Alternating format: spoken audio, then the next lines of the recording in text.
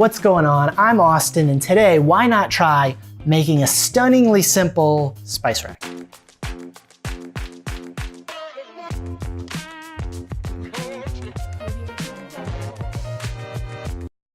Hey everyone, welcome to another project. This one is all about helping get a little more organized. And it's safe to say, our pantry could use some help.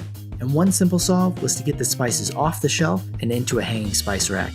This is a fantastic first-time DIY project. It's low cost and relatively quick. If you're new to woodworking, a tip I've learned is to overbuy for the project. If you make a mistake, you have an extra board to try again, and anything you don't use, you can simply return. I started by measuring the largest item in the spice rack and found that spices are relatively standardized at 2 inches wide. Because I plan to put my spice rack in the pantry, this design keeps the rack tall and skinny to fit in tight spaces.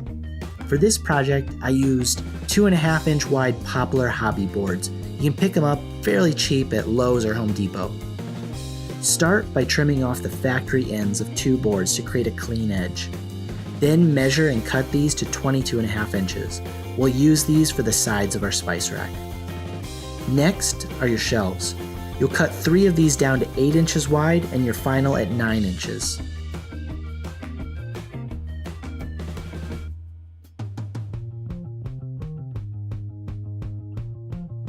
Roughly lay out your spice rack. Because we know each of our shelves is 6 inches apart, cutting a scrap piece that length to use as a spacer will help keep them perfectly spaced. I then added some glue and began pinning them in place with an 18 gauge brad nailer. But finishing nails and a hammer would do.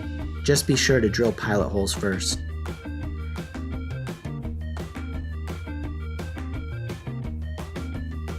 This was about the moment that I realized I hadn't added the brass rods yet. Part of me thought, how in the world am I going to get these in there? And the other thought, well, at least I can stain it and not have to tape them off.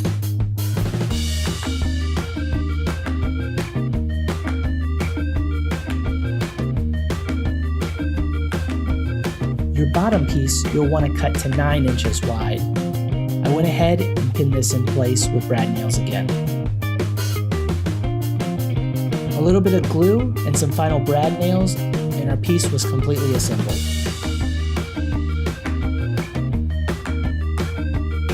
Next step was to fill the nail holes with wood filler.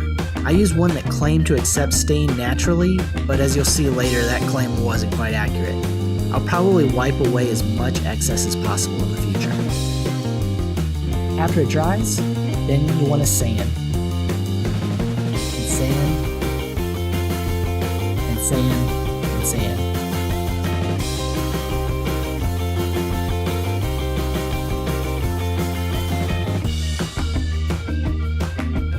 Now we're on to the brass rods. These are simply to keep the spices from getting bumped off the shelf.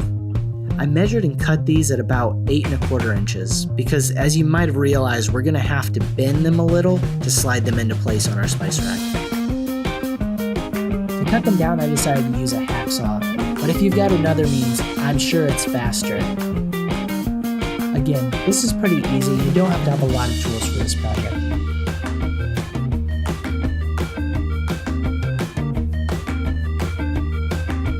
Okay, so we finally got our 4 pieces cut. What we want to do now is make sure they pop. That was the whole point of selecting brass. So you need to sand off and smooth the edges, but here's a tip to make them really shine. Currently they've got an older looking patina. They've been sitting on the shelf for a while. But what we want to do is actually sand that off so it'll really jump out when we finally stain our piece nice and dark.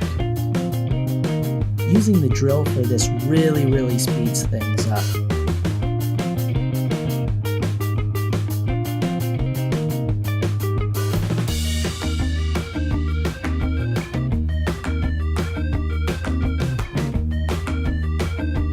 I used a piece of scrap wood again to place marks 3/4 inch high and roughly 1/4 inch in on each of our shelves.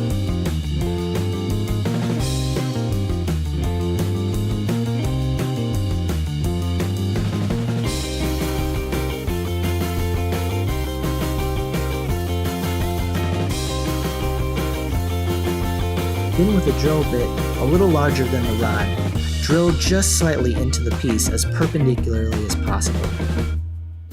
Next, we're on to stain.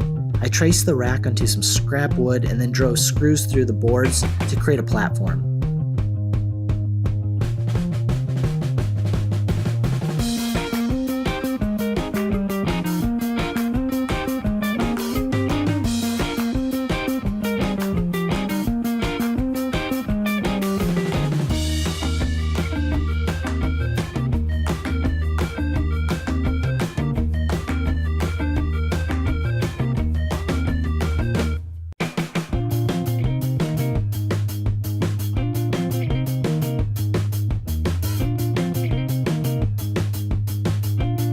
As always, I went ahead and added a pre-stain first. This opens up the wood to accept stain better.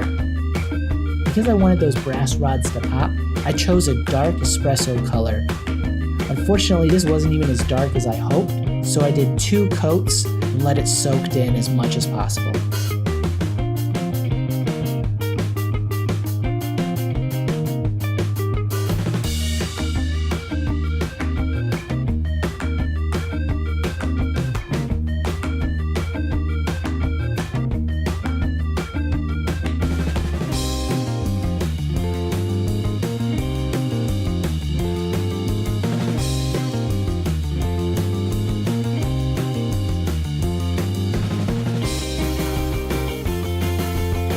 This was the moment of truth.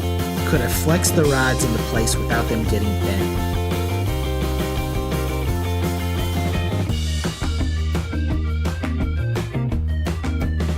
Fortunately, the answer was yes. It went in perfectly.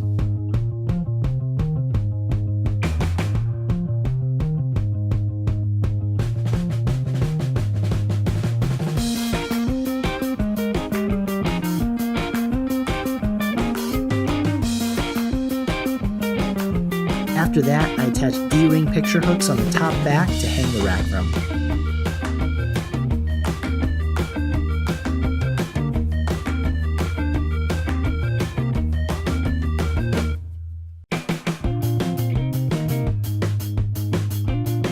Finally, I marked 4 points 1.5 inches apart on the bottom and drilled a series of pilot holes before screwing in brass hooks to hang measuring spoons from.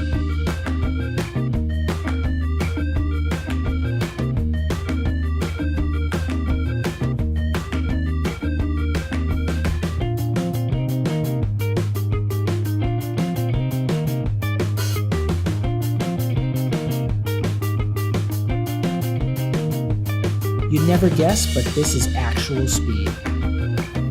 Okay, maybe not. All in all, I was really happy with this build. I would have loved for a more even stain, but the brass against the dark wood looked gorgeous. Again, if you're just getting into DIY, this is a fantastic project to take your first cut or hammer that first nail. So that's it for this project. A stunningly simple spice rack with triple S R, if you will. But anyways, if you enjoyed this video, like it. I'm already getting started on my next one, so go ahead and hit that subscribe button. And until next time, thanks for watching.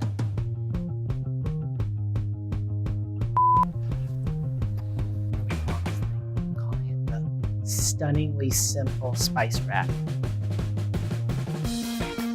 Because it's stunning, yet it's simple. The stunningly simple spice rack.